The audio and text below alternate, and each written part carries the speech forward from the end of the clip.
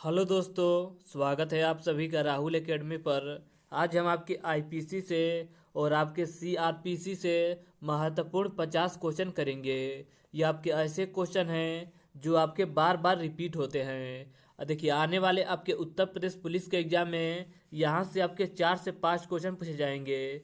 तो आपको करना क्या है, इन सभी क्वेश्चन को आप अच्छे से रट लीजिए। देखिए, अगर आपको इसका पीडीएफ चाहिए तो नीचे टेलीग्राम का ग्रुप दिया गया है, वहाँ से ज्वाइंट होकर इसका पीडीएफ आप बिल्कुल फ्री में प्राप्त कर सकते हैं। देखिए, आपके लिए इतना मेहनत किया जा रहा है तो आपका कर्तव्य बनता है कि वीडियो को शेयर किया जाए। तो चलिए, ज़्यादा समय नुकसान ना करते हुए हम अपने क्वेश्चन आंसर पे चलते हैं। देखिए, आपका पहला क्वेश्चन दे रहा है कि भारतीय दंड संहिता कब लागू किया गया। तो इसका करेक्ट आंसर आपका हो जाएगा 6 अक्टूबर 1860 ईस्वी को। अगला क्वेश्चन है कि भारतीय दंड संहिता 1860 की धारा 1 संबंधित है। तो इसका करेक्ट आंसर आपका हो जाएगा संहिता के नाम और उसके प्रवर्तन के विस्तार से। इसके आगे देखिए, इसके आगे आपका अगला क्वेश्चन है कि भारतीय दंड संहिता कुल कितनी धारा है भारतीय दंड संहिता में। तो देखिए, धारा की अगर बात करेगा तो 511 धारा है और आपका 23 अध्याय है। अगला क्वेश्चन है कि भारतीय दंड संहिता की धारा 24 के अनुसार यदि कोई व्यक्ति किसी एक व्यक्ति को गलत तरीके से लाभ पहुंचाने या किसी अन्य व्यक्ति को गलत तरीके से हानि पहुंचाने के इरादे से कुछ भी करता है तो उसे किस इरादे से करना कहा जाता है। तो इसका करेक्ट आंसर आपका हो जाएगा उसे बेईमानी कहा जाता है। इसके आगे देखिए, इसके आगे आपका अगला क्वेश्चन है कि भारतीय दंड संहिता विधि है तो यह आपका मौलिक विधि है। अगला क्वेश्चन है कि प्रथम विधि आयोग कब बना था। तो 1834 ईस्वी में बना था। इसके आगे देखिए, अगला आपका क्वेश्चन है कि भारतीय दंड संहिता की किस धारा में भारत को परिभाषित किया गया है। तो धारा 18 में परिभाषित किया गया है। अगला क्वेश्चन है कि अपराध की परिभाषा दी गई है। तो इसका करेक्ट आंसर आपका हो जाएगा दंड प्रक्रिया संहिता 1973 की धारा 2N में दिया गया है। इसके आगे देखिए, इसके आगे आपका अगला क्वेश्चन दे रहा है कि भारतीय दंड संहिता आईपीसी की धारा 53 किससे संबंधित है। तो यह आपके दंड के बारे में बताता है। अगला क्वेश्चन है कि एक जल्लाद मृत्यु दंड निष्पादित करता है भारतीय दंड संहिता की किस धारा के अंतर्गत आपराधिक दायित्व से मुक्त है। तो इसका करेक्ट आंसर आपका हो जाएगा धारा 78 के तहत यह आपका जो जल्लाद होते हैं यह आपके मुक्त होते हैं। इसके आगे देखिए, इसके आगे आपका अगला क्वेश्चन है कि भारतीय दंड संहिता की धारा 307 का संबंध किससे है। तो हत्या का प्रयास से संबंध इसका है। इसके आगे देखिए, अगला आप क्वेश्चन है कि भारतीय दंड संहिता के किस प्रावधान में आपराधिक षड्यंत्र के लिए दंड दिया गया है। तो धारा 120 के बी में इसके बारे में बताया गया है। अगला क्वेश्चन है कि विधि विरुद्ध जमाव के लिए कम से कम कितने व्यक्ति आवश्यक होते हैं। तो कम से कम आपके 5 व्यक्ति आवश्यक होते हैं। इसके आगे आपका अगला क्वेश्चन दे रहा है कि भारतीय दंड संहिता की कौन सी धारा दंगा को परिभाषित करती है। तो धारा 159 करती है। अगला क्वेश्चन है कि लोक सेवक के कृत्यों के निर्वहन में बाधा डालना किस धारा के अंतर्गत अपराध है। तो इसका करेक्ट आंसर आपका हो जाएगा भारतीय दंड संहिता 186 के अंतर्गत इस यह आपका प्रावधान किया गया है। इसके आगे देखिए, अगला आपका क्वेश्चन दे रहा है कि भारतीय दंड संहिता की धारा 359 से 374 किन कृतियों से संबंध है। तो इसका करेक्ट आंसर आपका हो जाएगा अपहरण, बहला फुसलाकर भागा ले जाना और गुलामी और जबरन मजदूरी करवाना इसके बारे में बताता है। इसके आगे देखिए, अगला आपका क्वेश्चन है कि भारतीय दंड संहिता की किस धारा में फिरौती के लिए अपहरण का उपबंध है। तो धारा 364 में है। अगला क्वेश्चन है कि भारतीय दंड संहिता में चोरी परिभाषित किया गया है। तो इसका करेक्ट आंसर आपका हो जाएगा धारा 378 में चोरी के बारे में बताया गया है। इसके आगे देखिए, अगला आपका क्वेश्चन है कि भारतीय दंड संहिता में लूट परिभाषित है। तो धारा 390 में परिभाषित है। देखिए, ये आपके जो क्वेश्चन है सभी क्वेश्चन आपके बार बार रिपीट होते हैं। तो 50 क्वेश्चन से अधिक हम क्वेश्चन लगाने वाले हैं। देखिए, अगर आप वीडियो नहीं देख पाते हैं तो कम से कम आप पीडीएफ को पढ़ लीजिएगा। और पीडीएफ प्राप्त करने के लिए आप नीचे टेलीग्राम का ग्रुप दिया गया है, वहाँ से ज्वाइन होकर इसका पीडीएफ बिल्कुल फ्री में प्राप्त कर सकते हैं। देखिए इसके आगे बात करते हैं। अगला आपका क्वेश्चन दे रहा है कि भारतीय दंड संहिता की धारा 376 का संबंध है, तो इसका करेक्ट आंसर आपका हो जाएगा बलात्कार से संबंध है इसका। अगला क्वेश्चन है कि भारतीय दंड संहिता की धारा 304 बी के अंतर्गत दहेज मौत के लिए जिम्मेदार व्यक्ति को न्यूनतम कितने वर्ष की सजा देने का प्रावधान है, तो न्यूनतम आपका 7 वर्ष का सजा इसको होगा। कितना होगा सजा, तो 7 वर्ष का सजा हो सकता है। इसके आगे आपका देखिए अगला क्वेश्चन दे रहा है कि बिना वारंट के गिरफ्तारी करने के बाद मजिस्ट्रेट के आदेश के बिना पुलिस अधिकारी द्वारा गिरफ्तारी किए गए व्यक्ति को अभिरक्षा में रखने की अवधि कितनी हो सकती है, तो लगभग आपका 24 घंटा हो सकती है। लगभग क्या, आपका 24 घंटा ही होता है। इसके आगे देखिए, इसके आगे आपका अगला क्वेश्चन दे रहा है कि दंड प्रक्रिया संहिता की कौन सी धारा सशस्त्र बलों के सदस्यों को गिरफ्तारी से सुरक्षा प्रदान करने का प्रावधान करती है, तो इसका करेक्ट आंसर आपका हो जाएगा धारा 45 करती है। अगला क्वेश्चन है कि गर्भपात करित करना किस धारा से संबंधित है, यानी कि जो आपका गर्भपात किया जाता है महिलाओं के द्वारा वह किस धारा के अंतर्गत आता है, तो धारा 312 के अंतर्गत आता है। इसके आगे देखिए अगला आपका क्वेश्चन दे रहा है कि गलत तरीके से गुप्त रूप से कैद करना किसके अंतर्गत आता है, तो धारा 346 के अंतर्गत आता है।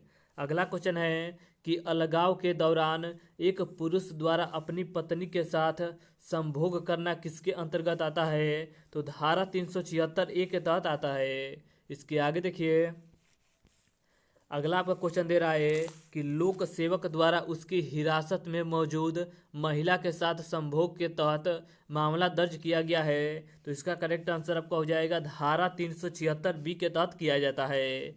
इसके आगे देखिए, इसके आगे आपका अगला क्वेश्चन है कि लेन देन के बीच वितरण को रोकने के लिए संपत्ति आदि को धोखाधड़ी से हटाना या छिपाना किसके अंतर्गत आता है, तो धारा 421 के तहत आता है। इसके आगे आपका देखिए अगला क्वेश्चन दे रहा है कि चोरी की संपत्ति को चोरी हुआ जानकर उसे छिपाने या निपटाने में सहायता करना किसके अंतर्गत आता है, तो धारा 414 के अंतर्गत आता है। अगला आपका क्वेश्चन है कि शरारत के तहत निपट जाता है, तो धारा 426 में इसके बारे में बताया गया है। देखिए ये जो आपके क्वेश्चन हैं सभी क्वेश्चन आपके बार बार रिपीट होते हैं, यानी कि ये जो क्वेश्चन है ये आपके प्रीवियस ईयर क्वेश्चन हैं। इसके आगे आपका अगला क्वेश्चन है कि किसी महिला के साथ क्रूरता करने पर सजा का प्रावधान है, तो धारा 498 ए में बताया गया है इसके प्रावधान के बारे में। इसके आगे देखिए अगला आपका क्वेश्चन है कि आपराधिक धमकी के तहत निपट जाता है, तो धारा 506 इसका करेक्ट आंसर हो जाएगा। अगला क्वेश्चन है कि आजीवन कारावास से दंडनीय अपराध करने के लिए गृह अत्याचार के तहत निपट जाता है, तो धारा 450 के तहत। देखिए ये जो आपके क्वेश्चन है इसको आप अच्छे से रट लीजिएगा। देखिए अगर आप सोचेंगे कि डीप में पढ़ना है तो डीप में आप पढ़ेंगे तो क्वेश्चन आपको नहीं मिलेगा। आपको करना क्या है, तो आपको केवल करना है यह कि क्वेश्चन आंसर को रट लेना है। ज़्यादा डीप के चक्कर में पढ़ेंगे तो सभी आपका क्वेश्चन छूट भी सकता है, इसीलिए डीप के चक्कर में मत पढ़िए। जितना आपका क्वेश्चन मिल रहा है उसको चुपचाप रटना स्टार्ट कर दीजिए। देखिए इसके आगे अगर बात की जाए अगला आपका क्वेश्चन है कि फिरौती के लिए अपहरण आदि के अंतर्गत निपट जाता है, तो धारा 364 ए में इसके बारे में बताया गया है।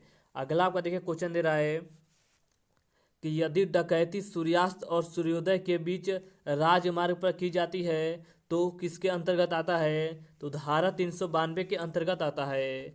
अगला आपका देखिए क्वेश्चन दे रहा है,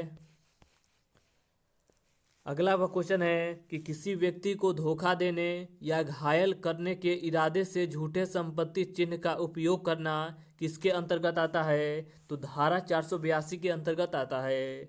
अगला क्वेश्चन है कि कौन अभिव्यक्ति की भावना को एक बार समझाने की व्याख्या करता है, तो धारा 7 करता है। अगला आपका क्वेश्चन दे रहा है कि किसी व्यक्ति को मृत्यु या कष्ट या भय दिखाकर जबरन वसूली करना किसके अंतर्गत आता है, तो धारा 386 के अंतर्गत आता है। अगला क्वेश्चन है आपका कि एक्स एक संपत्ति का मालिक है और उस पर वाई का कुछ पैसा बकाया है, तो इस स्थिति में क्या होगा, तो इस स्थिति में आपका वाई चोरी का दोषी माना जाएगा। इसके आगे देखिए अगला क्वेश्चन है कि आईपीसी के तहत छेड़छाड़ के अपराध के लिए कारावास की अवधि है तो आपका 2 वर्ष तक है। अगला क्वेश्चन है कि पति या पत्नी के बीच जीवन काल के दौरान दोबारा शादी करना किसके अंतर्गत आता है? तो इसका करेक्ट आंसर आपका हो जाएगा धारा 494 के तहत आता है। इसके आगे आपका अगला क्वेश्चन है कि डकैती तब डकैती होती है जब डकैती करने वाले व्यक्तियों की न्यूनतम संख्या होती है। यानी कि अगर 5 लोग डकैती करेंगे तो भी उसे डकैती कहा जाएगा, यानी कि जब चोरी करेंगे तभी उसे डकैती माना जाएगा। अगर 5 लोगों से कम होगा तो वो आपका डकैती नहीं माना जाएगा। इसके आगे देखिए, अगला क्वेश्चन है कि अपहरण का अपराध गठित करने के लिए नाबालिग की उम्र क्या होनी चाहिए? तो देखिए, अगर पुरुष होगा तो कम से कम 16 वर्ष इसका होना चाहिए, और महिला होगी तो आपका 18 वर्ष होएगा, तभी उसे माना जाएगा कि यह आपका अपराध है। इसके आगे देखिए, अगला क्वेश्चन दे रहा है कि स्वेच्छा से एसिड फेंकना या फेंकने का प्रयास करना भारतीय दंड संहिता 1860 के तहत दंडनीय अपराध है। तो इसके बारे में आपका धारा 326 बी में बताया गया है। इसके आगे देखिए, अगला आपका क्वेश्चन दे रहा है कि किसी महिला से यौन संबंध की मांग या अनुरोध भारतीय दंड संहिता 1860 के तहत दंडनीय अपराध है। तो इसके बारे में आपका धारा 356 ए में बताया गया है। अगला क्वेश्चन है कि आईपीसी की धारा 45 के तहत जीवन दर्शाता है तो मनुष्य का जीवन दर्शाता है। इसके आगे देखिए, अगला क्वेश्चन है कि आईपीसी की धारा 46 के तहत मृत्यु का अर्थ होता है तो इंसान की मृत्यु इसका करेक्ट आंसर हो जाएगा। इसके आगे देखिए, अगला क्वेश्चन दे रहा है कि भारतीय दंड संहिता के अंतर्गत कितने प्रकार के दंड निर्धारित किए गए हैं? तो आपके 5 प्रकार के दंड होते हैं। अगला क्वेश्चन है कि आईपीसी की धारा 60 के तहत कारावास के कुछ मामलों में कारावास की सजा, देखिए इसका आंसर क्या होगा? तो आंशिक रूप से कठोर और आंशिक रूप से सरल हो सकता है। इसके आगे देखिए, अगला क्वेश्चन दे रहा है कि आईपीसी की धारा 65 के तहत जुर्माना ना भरने पर कारावास की सजा सीमित होगी। तो देखिए, अपराध के लिए निर्धारित कारावास की सजा कारावास की अधिकतम अवधि का 1/4 होता है। यानी कि इसका करेक्ट आंसर क्या होगा? तो अपराध के लिए निर्धारित कारावास की अधिकतम अवधि 1/4। इसके आगे देखिए, अगला क्वेश्चन दे रहा है कि आईपीसी की धारा 498 ए के तहत क्रूरता में शामिल है तो महिला का उत्पीड़न। इसके आगे देखिए, अगला क्वेश्चन है कि भारत में पुलिस प्रणाली किस देश की पद्धति पर आधारित है? तो ब्रिटिश पद्धति पर आधारित है। अगला क्वेश्चन है कि राज्य स्तर पर सबसे बड़ा पुलिस अधिकारी कहलाता है तो महानिर्देशक कहलाता है। इसके आगे आपका देखिए, अगला क्वेश्चन दे रहा है कि खाना तलाशी का क्या उद्देश्य होता है? तो अपराधी के विरुद्ध साक्ष्य एकत्रित करना। अगला क्वेश्चन है कि जामा तलाशी का क्या उद्देश्य होता है? तो अपराधी से अपनी सुरक्षा के लिए सावधानी के रूप में पुलिस द्वारा तलाशी लेना। इसके आगे आपका अगला क्वेश्चन दिखाई दे रहा है कि खोजी कुत्ता को कितने घंटे के अंदर दुर्घटना स्थल पर भेजना चाहिए? तो आपके 48 घंटे पर। इसके आगे देखिए, अगला आपका क्वेश्चन है कि नागरिक स्वयं सेवक दल किस प्रकार का संगठन है? तो यह आपका पुलिस को अपराध की जांच एवं रोकथाम में सहायता करने वाला आपका संगठन है।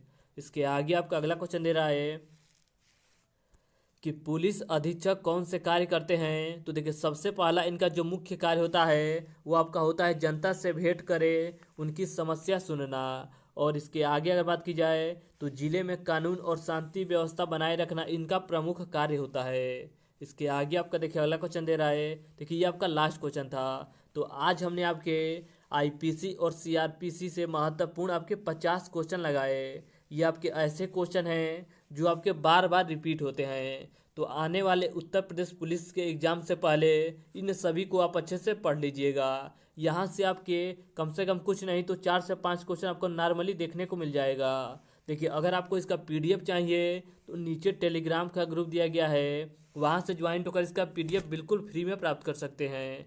देखिए, आपके लिए इतना मेहनत किया जा रहा है तो आपका कर्तव्य बनता है कि वीडियो को शेयर किया जाए, ना कि गलत कमेंट किया जाए।